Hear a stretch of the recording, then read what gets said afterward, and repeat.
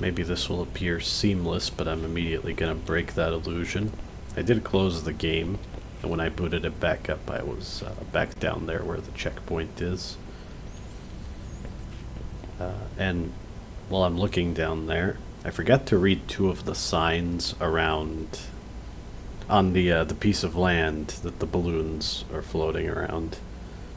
It just explains how to grab items with the pole and use that urchin as a weapon. The only thing that I maybe should have mentioned while I was destroying the balloons is that when you're locked on, you can press left and right on the D-pad to switch targets. But it's funny the more I think about it. I don't think locking on is ever useful again. Like, hitting all of those balloons is the only time I would use the switch targets option with the lock on. Kind of funny. Maybe in the full game. Or the main game, I suppose, because I have since learned that Tacklebox is its own standalone thing, and none of this is going to be in the Big Catch proper, which I actually like that a lot. Worth noting, I got a very nice comment on the first video, and now I feel seen and I'm kind of overthinking things, so I'll try to just relax and enjoy this. Not feel pressured to always say something of substance. I was gonna talk about open world game design. Right now I can go pretty much wherever I want. And I think I'll go for this tower. Or was it 2 towers, actually?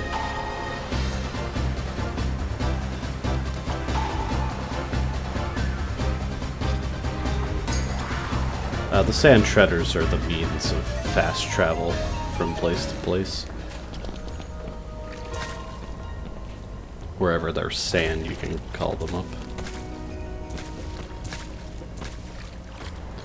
Oh yeah, there's slippery terrain there. Huh. The best way I can describe the open world of the Big Catch Tacklebox succinctly is... I'll go back to the Spyro comparison. It's like, instead of having a magical portal system to go from level to level, all the levels are just loaded at once, and you can go out of bounds to go to a different level whenever you like.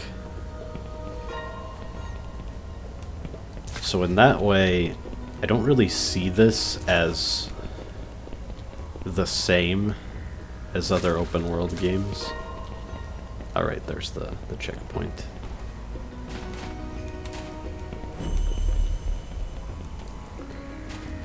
Because, I guess it's because I have a lot of negative associations with open world games. A lot of padding in the form of recycled content and objectives. Shallow progression systems. Rather superfluous collectibles where getting all of them will just earn you an achievement. I'm sort of blathering and not really doing anything. But, and when I did see the one achievement the Tacklebox had, I thought it would just be, you know, collect everything, and that would be the only purpose to collecting everything. Well, let's just say that's not the case. It's kind of empty down here. I think there were a few coins somewhere. Whereas in a lot of modern open world games, like I played Ghost of Tsushima at some point, after I did every unique objective once, I never really cared to do the rest. Like, I followed a fox to a fox shrine, and I was like, oh, that was cool, that was cute. But then I saw that there were 30 or 50 of them. Oh yeah, the game does have enemies. They're not a big deal. And just like in Spyro, each enemy drops a coin once, so you have to kill every unique enemy once to complete the game. But yeah, when I realized there were 30 or 50 fox shrines, or however many of them there were, I sort of stopped caring, because after I did a couple more, I realized that I'm just checking a box, and the different shrines are not actually meaningfully different for the most part. It just feels like I'm doing the same thing again and again. The crucial difference with Tacklebox is each of these areas is a legit 3D platforming stage that's compelling. I don't feel like I'm being forced to repeat the same objective. And some of these areas focus on very specific level design elements.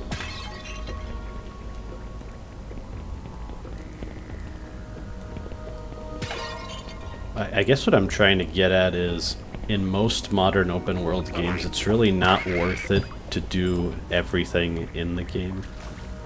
I guess I should go grab that.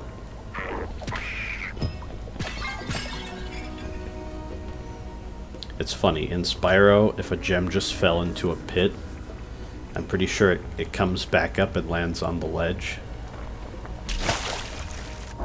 Here I have to... There aren't really any bottomless pits in this game for the most part. So I can't rely on something like that to help me.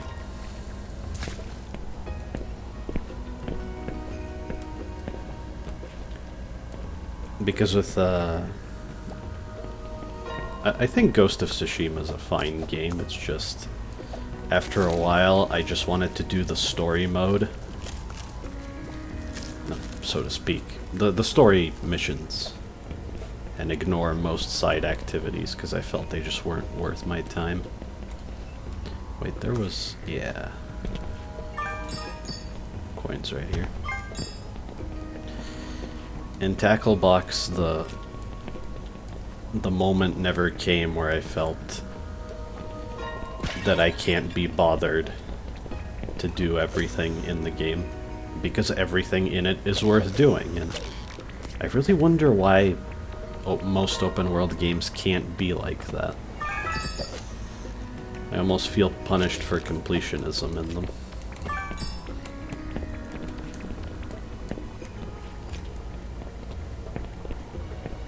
It does also help that Tacklebox is so simple, in a way. Oh no. Well, that's a bit of a waste of time. You reappeared? Huh. And yeah, he's not gonna drop something again.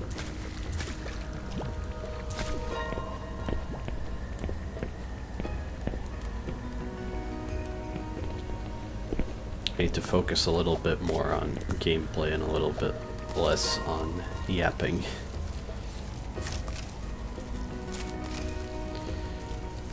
I guess another example of an open world game, one that I played more recently, I went back to Infamous because there was some coverage of Infamous on YouTube that reminded me that the game was kind of cool in some ways. Mostly the story, some bits of the gameplay.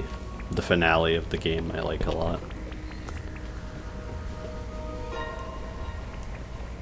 But unfortunately I did get some of that same feeling when playing Infamous, that a lot of the activities in the open world, like fighting enemies, helping civilians, or killing civilians, there is the whole morality system. Most of it just amounts to getting experience points for upgrades that you don't really need to beat the game. And when I had enough experience points and I knew that collecting more and more isn't necessary, I just stopped doing a lot of those interactions.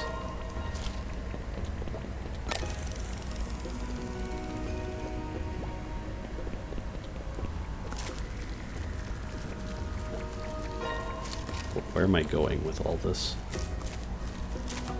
I guess the coins in Tacklebox never lost their value. And so I kept collecting them until I eventually got all of them. And I was rewarded for that in the end, in a more meaningful way than just an achievement. I kind of realized that even if there wasn't that one Steam achievement, I would still be fulfilled in doing everything in this game. And that's great. I think that's how it should be.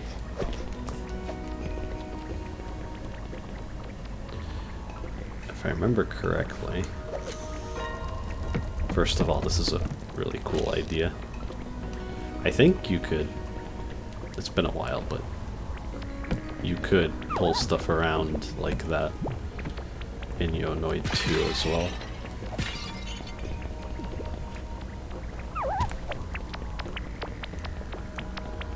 One difference compared to Ape Escape when you chase these fish is that the fish will eventually get tired, and Bale will tell you about this if you talk to her some more than I did.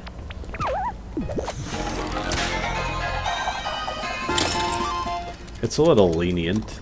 I never felt that there should be something like that in Ape Escape. If an ape just barely got away, that's what happened. I need to try harder, but I don't think this game is quite as focused on the fish as Ape Escape is on its apes, so I don't mind it being more lenient here.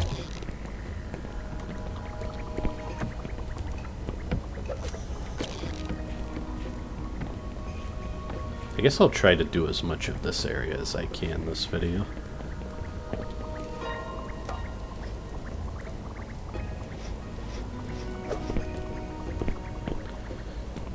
I made some notes about what I wanted to say about open world games, but they quickly went from notes to entire paragraphs. I find it hard to focus on a concise point sometimes. I have my moments, but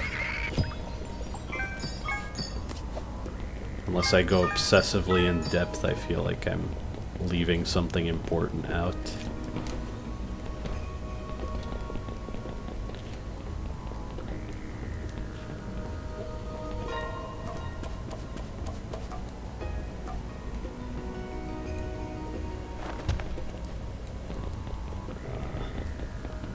Right. I don't want to go up there yet because this is kind of important. And since I already know this place well enough, I'm gonna cut to the chase and do a little something here. This is the last coin I picked up in my original playthrough. For some reason, I just never looked through this window, and I completely missed it, and I was wandering around in here thinking, where's the coin? It's worth pointing out, above the confirm and back is a compass, and when there are very little collectibles left in the game, the orb of the compass will blink to let you know that there's a coin nearby. So that's why I knew that there was something missing in this particular area. I felt so dumb. I think I needed help to figure out what I was missing here. So that one coin made me look at a guide for just a little bit, and I immediately regretted it because it felt so obvious in hindsight.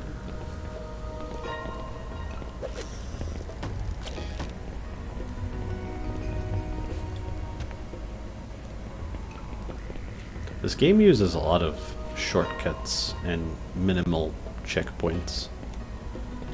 I kind of like that.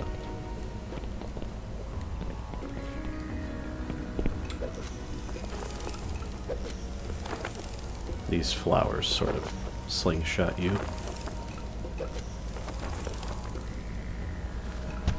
Right, this was another thing.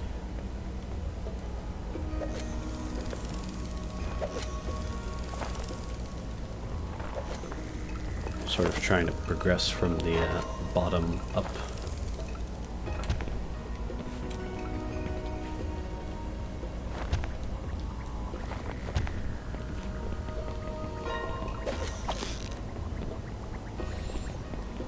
Right, there was a fish somewhere around here.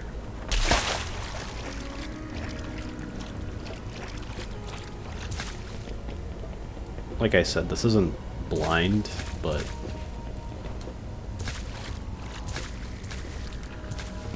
my memory is a bit hazy, so maybe it'll feel blind anyway. Right, it was right here.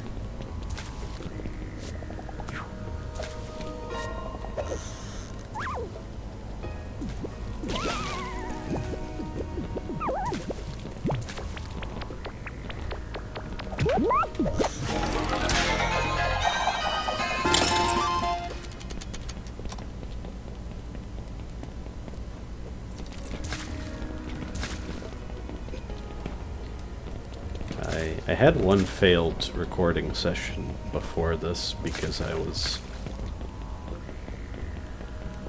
all over the place and I felt pressured to talk all the time even if I didn't have anything to say.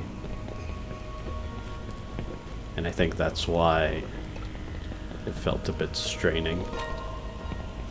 So I don't mind leaving bits of quiet here. I hope no one watching minds either.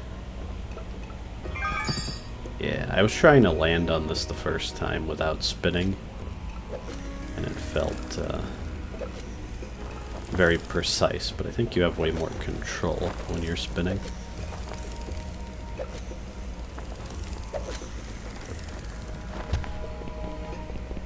I think inevitably I'm gonna miss a coin somewhere, and then I'll have to use the radar I mentioned at the end of the playthrough. That's fine. It wasn't so bad the first time.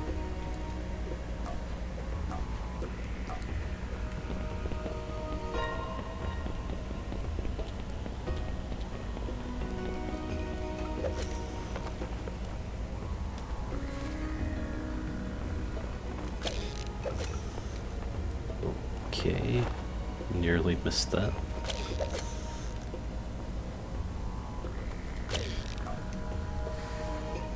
I always found it funny that this pole is not connected to anything. It's fine, but some kind of support holding it to the structure would probably make more sense.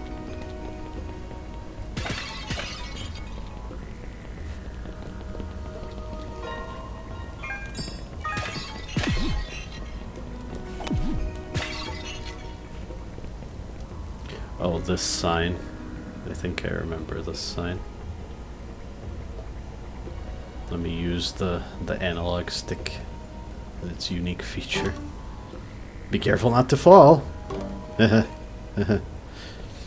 I would jump off, but I already fell by accident once.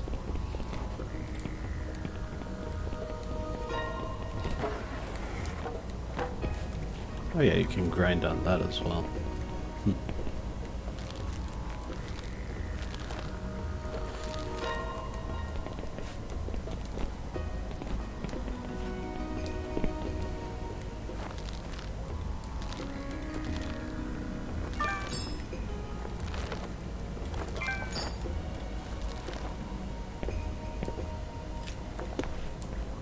If I'm ever being quiet when you would like to hear me describe what I'm doing, or otherwise, if you want to hear my opinion on something that I didn't comment on, just let me know. I still feel very inexperienced.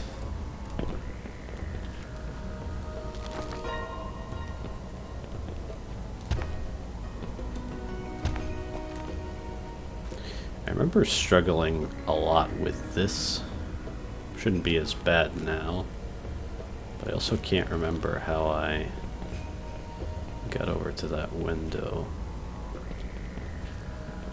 I think I did some wall running. Maybe that could work.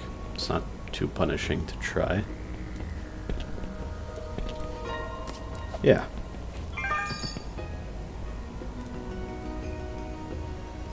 Now I know I can't reach those coins from here. This is what I like about the coins. When would I ever want to land there if there weren't coins there? And it's not like there are coins on each of these beams. Only on that one. I seem to remember there being something else that I can get right now. Yeah. Should be able to get back up here fairly quickly. Though if I was smart, I would drop down to get those 2 coins and then do all of this. I will do that over there after I reach the top of the tower.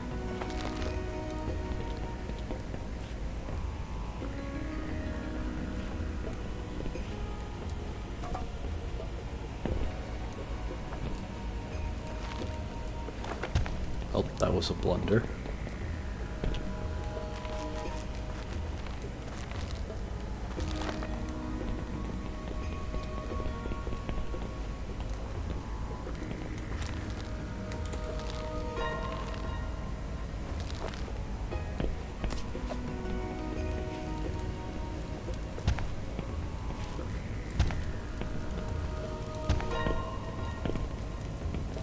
What am I doing? I just sort of forgot how I got onto this earlier.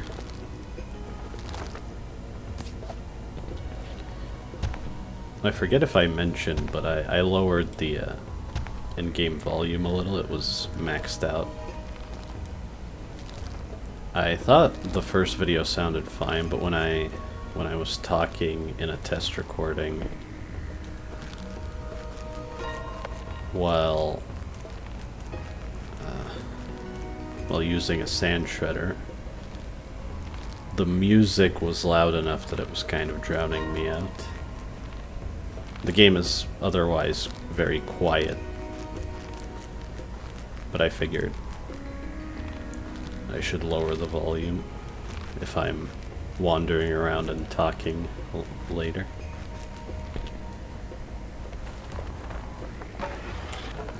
Yeah, that fall. I've experienced that fall many times.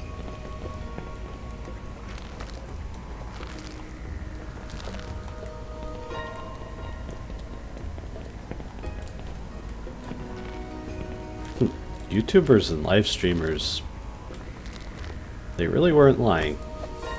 It's one thing to play a game, it's another thing to split your focus between gameplay, commentary, and potential real-time interaction with viewers. I now have some more sympathy.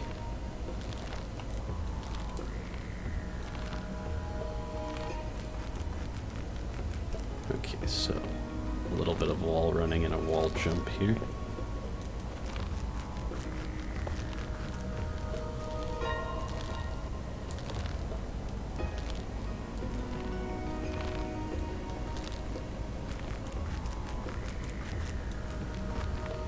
And then some more wall running and wall jumping over here.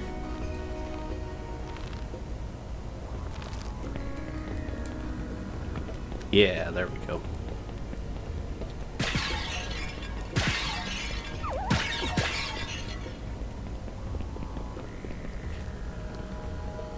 I kind of forgot about that. Did I catch that fish before it jumped off the first time? Well, now would be the time to get those coins. Uh-huh. Oh, they're bright enough that even with such low resolution I can make them out. That's the thing. I'm using these graphical settings because I think they were well thought out. I forgot to mention earlier, but when the sand shredder is kicking up sand, the sand has transparency via dithering, which I don't think is the case with higher graphical settings. I think that's really cool. There we go. Is that the fish? It's right below me. Huh.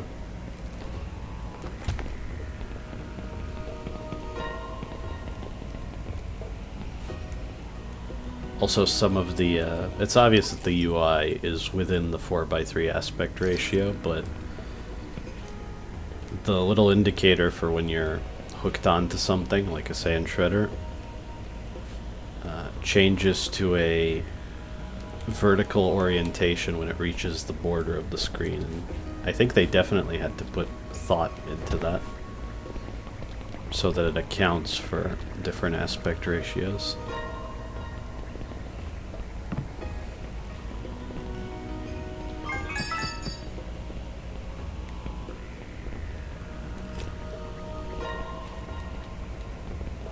I can hear a fish moving, but I don't recall that there was another one.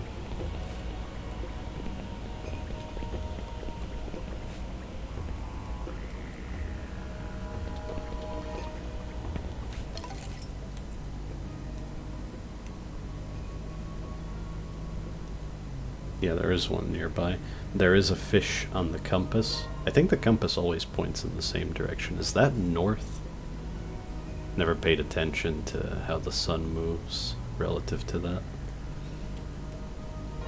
Yeah, you can see it blinking blue, and that'll get more intense as I get closer. I do want to praise this game for another thing. There's no detailed map, no waypoint system, and I like that because you actually have to pay attention to the world itself. The compass is the only thing that helps you navigate. That's another thing. After a while, when I was playing Infamous again, I did... It's just the sound of this one fish is distracting me right now. Is it below here? I don't even remember how I got in there the first time.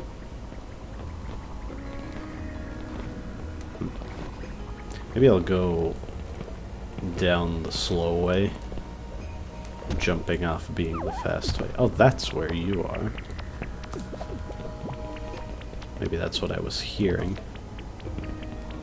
Now chasing this fish is going to be a completely different experience, because I'm pretty sure I caught it very quickly before. And the golden fish have an actual attack. I don't know if you can see it there, but I saw the wind up and I was ready for it. Oh, there it is.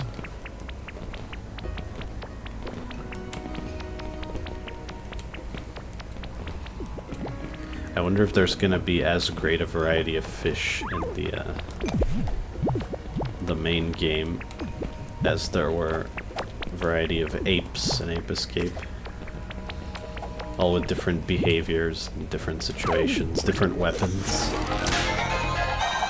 That would be really cool. Maybe some of the fish could even be harder to coax out of the water. Or at the very least, it would be more involved.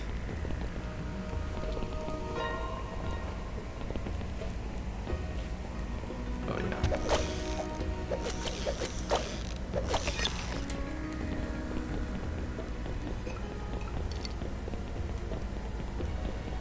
I think that's everything.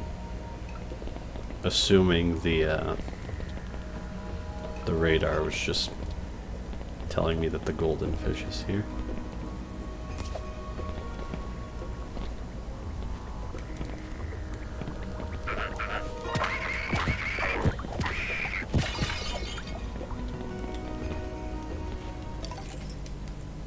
Yeah, if there was a fish elsewhere. Oh, there is a fish elsewhere. Oh no. I think I'm forgetting something.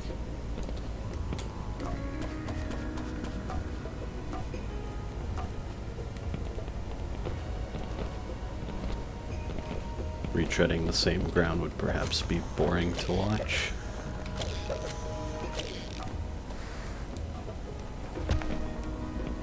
But I sort of want to do one area per video if I can manage it. Why did I think that would work?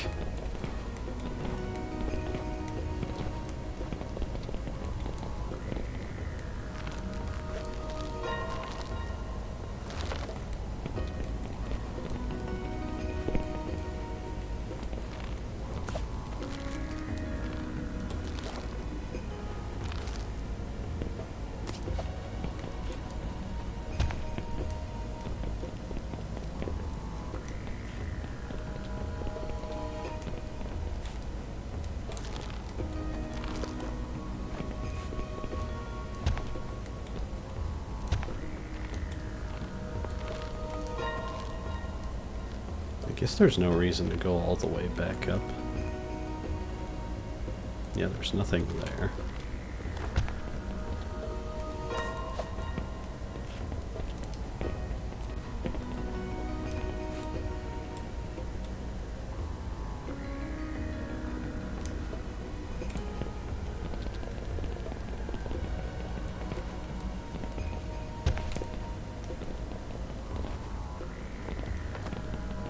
I think it was over here that I was... Oh no, I was definitely hearing the golden fish running around. Alright, that was a waste of time.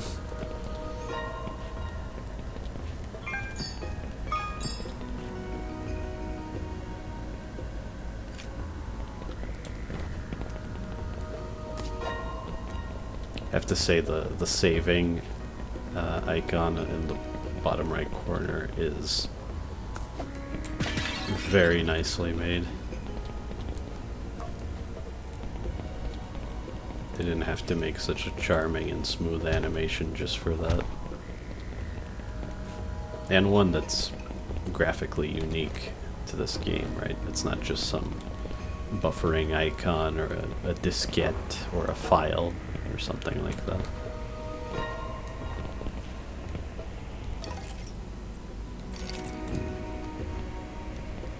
Actually, I do think I remember something that I forgot to do. Oh, now I hear that fish.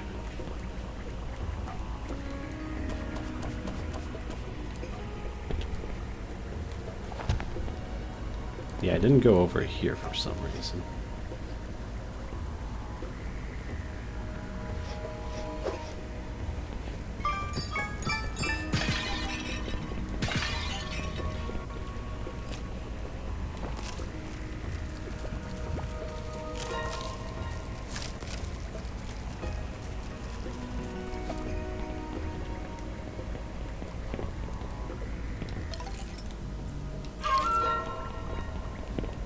Didn't mean to whistle there.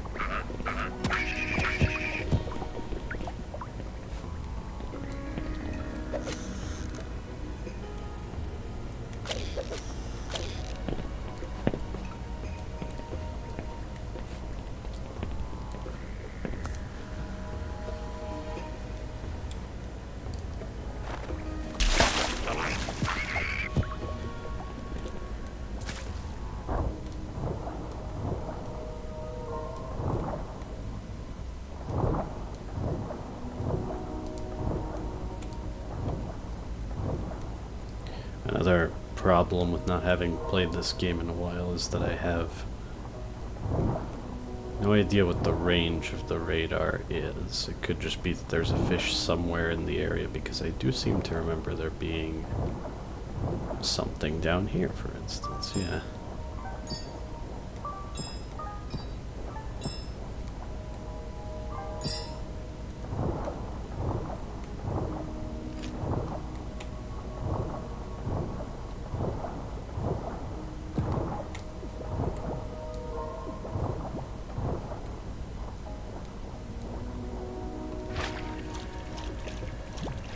Oh, this fish? How in the world did I forget this fish?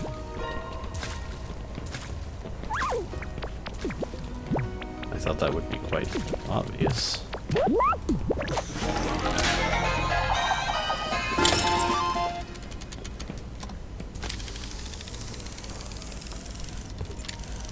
Is that what the radar was pointing out? It definitely was. And with those coins, that should be everything. I hope that's everything.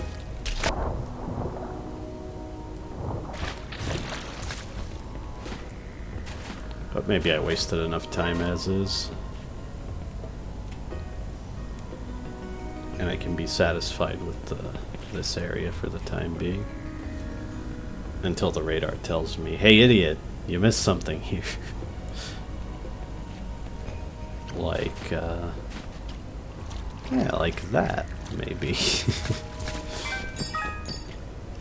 Now that also reminds me of Spyro, just barely seeing the twinkle of something in the distance. Except in Spyro, the gems are actually unloaded and replaced by a twinkling sprite. Alright, how long has this been? Longer than the first video, probably on account of all my wandering and retreading. Hope I didn't bore you at points with silence or repetition. Thanks for watching.